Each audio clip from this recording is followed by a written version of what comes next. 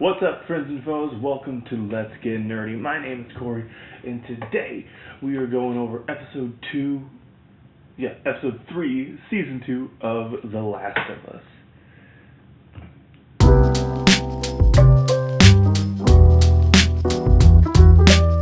That's right, and from the jump, again, I want to remind full spoilers as we get into this. I guess to recant my previous statements of trying to hold off on video game spoilers, I'm going to do my best to not spoil what happens later in the game or take things from the game unless it's, like I said, a one-to-one in the show. I make no promises, though, because it might just naturally come up. So, in advance, I apologize if that happens. But I guess that's getting into my, starting to get into my thoughts of the episode, is they're changing enough with season 2. I feel like they're changing enough from the game to the show that even if I'm pulling from the game, I don't know how much I'm spoiling, because they seem to really be changing a lot of the details. Like season 1, how do I say this? I feel like season 1 was fairly beat for beat the game. There were small details changed. Obviously, Bill and Frank was probably one of the bigger changes. But overall, it was the same story. And I feel like season 2, it's the broad brushstrokes of the second game, but they're changing a lot of details, like a lot of specific details that I think can change the nature of the story. And I think a lot of, for the better, for a lot of time. I actually think they are using a lot more of the emotional heart of the story of Last of Us Part 2, and it's not going to be, I don't know, I feel like they're changing, I feel like they're changing quite a bit from the game to the show, starting with, this whole episode is all, for the most part, original stuff, the idea of, I guess Tommy grieving. We get the episode opening up by Tommy grieving and saying goodbye, and telling Joel to say hi to Sarah for him and all that. Really emotional, powerful scene, wonderfully acted scene. And then you get Ellie, who seems to actually be traumatized by the event. You get her waking up in the hospital still screaming, and bandaged up and recovering. And I think it was, it was either Neil Druckmann in kind of the behind the scenes after the fact said they purposely kind of took their time to explore the actual mourning and grief period, because they weren't necessarily able to do that in the game because it was taken away from the action. And I think, man, this episode just in a nutshell just really packs a lot in, and I think for the better. This is, again, another really dense episode of really good character moments, interactions, and I think another really strong episode. I really liked it. So far, I think this season is just almost perfect so far. I hate saying that just because I feel like I'm going to end up eating my words, but so far they've, 3 for 3, they've hit it out of the park for me. I do like that because this is also following the infected attack on Jackson Hole, that it becomes a conversation of, do we have the resources? I love that town hall scene as everybody's getting their towns, even the I keep forgetting his name. I want to say Seth, right? Seth, the homophobic, I almost said homosexual, the homophobic dude from the first episode, even, advocates for going after Joel. He advocates for going after Joel. I think this is a really good episode. I love we get more Catherine O'Hara. The scene of Ellie in the hospital, trying to, somewhat opening up to Catherine O'Hara, but still not fully. I was really afraid we were just going to get Catherine O'Hara for that first episode of her conversation with Joel. I'm glad we're getting more, especially her conversation with Ellie and Tommy, both of them kind of helping them emotionally unpack what's happened. And I love in her interaction with Ellie just feeling like she's saying the right things to get out of the interaction, and I think Catherine O'Hara does a really good job of like kind of signaling that she knows she's just trying to get out of this interaction and that she's not really opening up. Even later in her conversation with Tommy, kind of calling her, saying that she doesn't just lie, she is a liar. That's just what she does. And I thought it was all really compelling stuff, especially her conversation with Tommy, where she's a nature over nurture person, and she feels that Joel and Ellie just happened to be walking the same path when they met each other. I think that was a really interesting perspective to take. Her performance really reminds me of from The Bear. Why can't I remember? I don't know why I'm blanking on the name, but from the mom from The Bear. Jamie Lee Curtis. Jamie Lee Curtis from The Bear. She really reminds me of Jamie Lee Curtis from The Bear.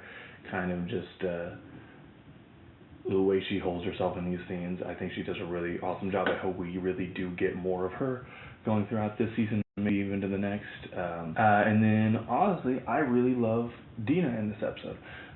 It's actually to the point, just straight up, like, I kind of, even to the point where I might even prefer the Dina from the show to the game, because I think they're including her in a lot more of a substantial way in terms of, I love her line when she finally goes over to meet Ellie and let Ellie know that, hey, she knows who these people are, she knows where they're located, and she knows how to track them down.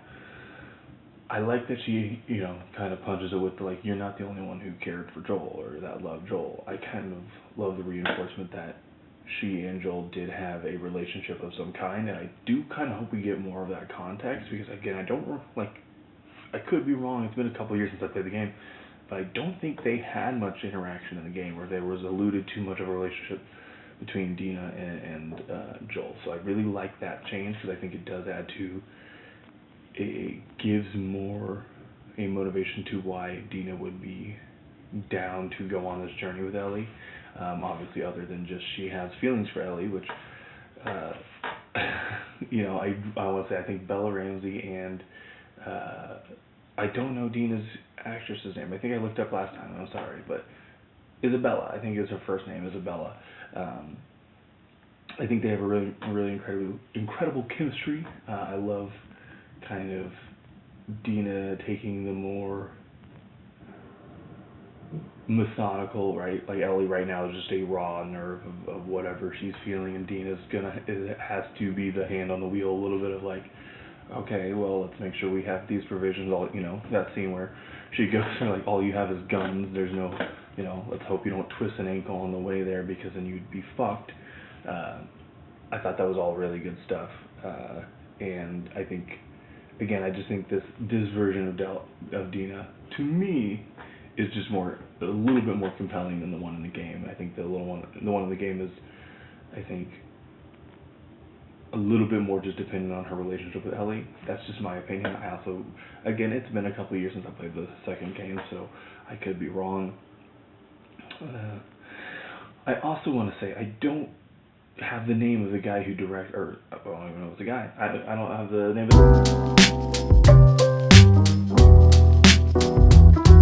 the person who directed this episode, but they did a really awesome job.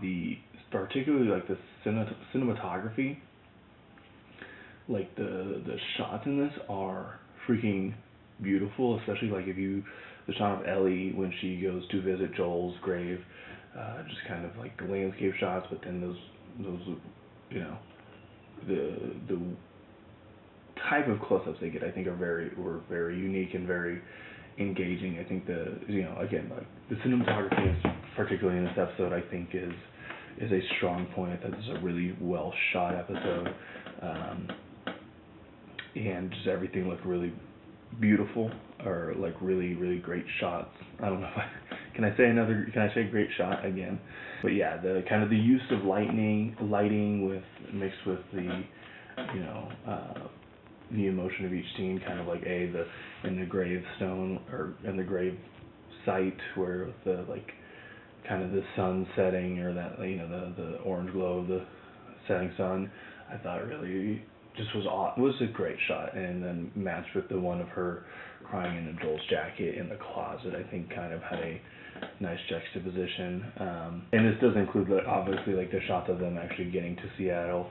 I'm surprised they didn't do more with that in terms of having like an episode or two of them, you know, encounter with hunters or anything like that. But again, really cool shots, and before I kind of start wrapping up, the inclusion of the Seraphites, I thought this was a really cool introduction of the Seraphites, of like very much, if you don't know these people, you don't know what the hell's going on, but I think they do a really good job of like literally including, you know, almost the Seraphite version of Ellie and Joel, even having a similar conversation where, you know, he's the older, bald Seraphite. Well, I guess they're all bald except the little girl, but, you know, the older Seraphite having the conversation like, oh, we'll teach you how to whistle once we get settled. The same way Joel said, he'll teach Ellie how to play guitar once they get settled.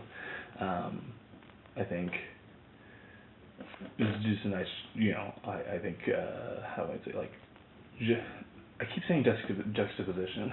I want to use a different word, but I think it's a nice, you know, flip side or invoking the image of Joel and Ellie for then what happens when Ellie, you know, happens upon Andy and happens upon the like piles of dead bodies and stuff like that. And yeah, I love the wrap up to the episode of them kind of being like, oh yeah, so we don't really see him anywhere, so, you know, this must be like a small group, easy to take care of. We'll be in and out, and then you get the shot of, you know, the stormtroopers pretty much going down the streets of Seattle. Yeah, I don't really know what else to say about this episode. It's just a really, really good fucking episode. I feel like there's still stuff I'm even missing or didn't talk about as much. Oh, you know, the Seth's character arc in this episode, right? Like being a dickhead in episode 1. Apologizing in episode 2, and then like being the one to get them out of there in episode 3, like, and Ellie kind of forcing herself to forgive him given the circumstances, I think was a really cool kind of through line, kind of for these 3 episodes, kind of a little miniature character arc we're already getting, and just this whole season is so far just fucking awesome. They've packed so much in just these 3 episodes. I think that means we have 4 episodes left, and I can't even imagine how much they're going to pack into that. I will be there for every step of the way, and we'll be trying to make videos for every step of the way. If you will join me, please do hit that like and subscribe button. We have a bunch of other videos coming out too, so please keep an eye out for that. Until then, my name's Corey. I'll be good. No. You'll be good. I'll be back.